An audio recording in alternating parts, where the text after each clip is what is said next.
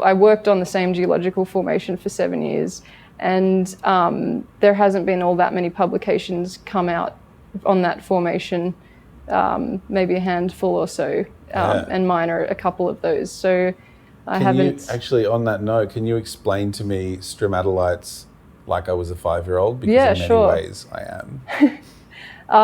So I worked on some 3.5 billion year old rocks in the Pilbara, which contain stromatolites, as you mentioned.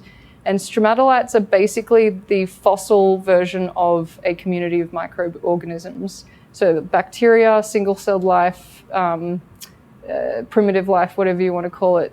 Basically, stromatolite is the rock structure that is left behind by the biological community. So there's no more microbes there, there's no biology left behind, there's no DNA, no nothing related to them, just the structure that they mediated or built.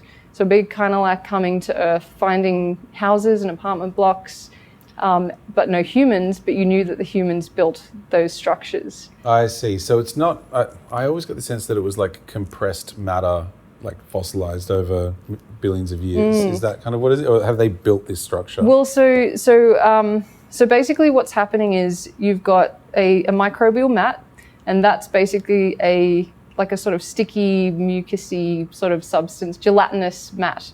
And that will actually sort of be on the bottom of a water body, so it'll be on the interface of the substrate with a column of water. And in the column of water, you've got sediment, so little particles or fragments of rock that have entered the basin, and they will rain down and stick to that mat because it's gelatinous. And then because they stick to that mat, it'll actually cover the top of that mat. And these microbes either depend on sunlight coming in to create, allow them to create or build their cells through photosynthesis, or they might extract chemicals from the environment, which will also help them grow. And if they're covered in sediment, they're not going to gain those nutrients or photons as easily. So they grow over the top of that.